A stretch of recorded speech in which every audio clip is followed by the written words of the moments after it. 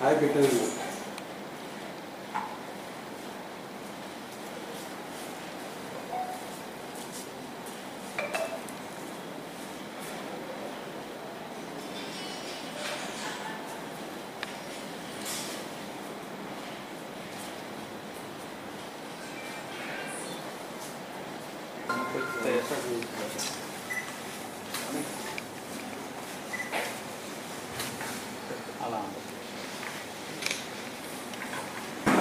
నిన్న మనకి వచ్చిన నమ్మకమైన సమాచారం మేరకు విజయనగరం రూరల్ పోలీస్ స్టేషన్ లిమిట్స్లో ధర్మపురి ఏరియాలో వసంత విహార్ లేఅవుట్లో ఒక విల్లా మీద రేడ్ చేయడం జరిగింది.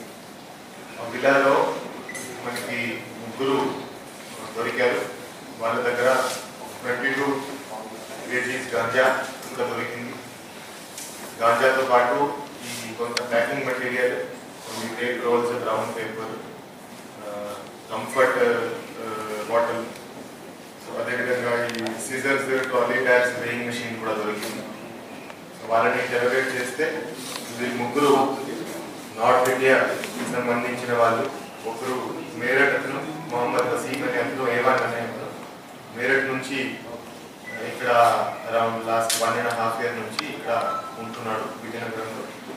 అదేవిధంగా A2 అనే ఇద్దరు ఢిల్లీ వాళ్ళు గుర్తించడం జరిగింది.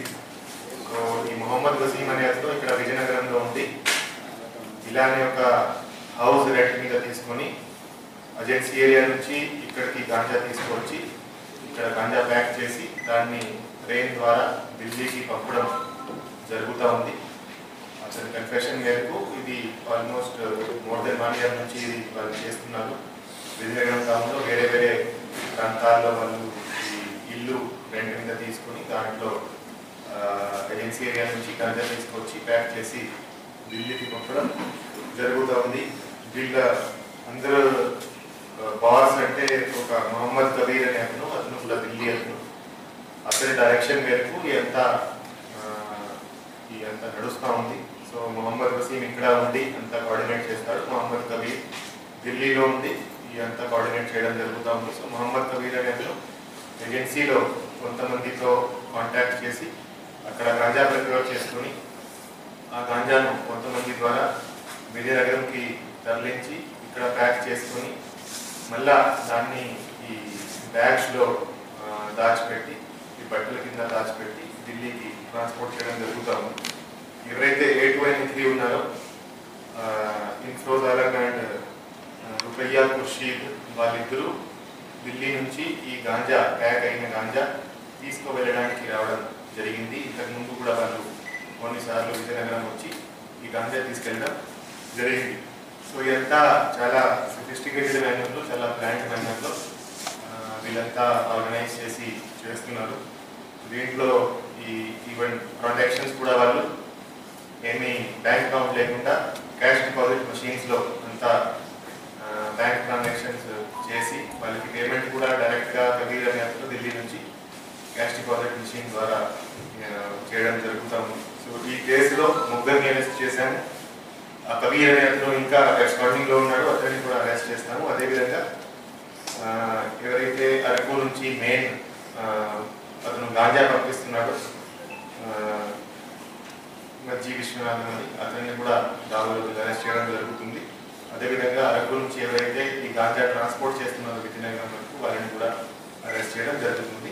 మొత్తం 9 మెంబర్స్ను అక్యూజ్డ్గా ఈ కేసులో పెట్టడం జరిగింది. ముగ్గురిని ఈరోజు అరెస్ట్ చేసి రిమాండ్కి పంపిస్తున్నాము.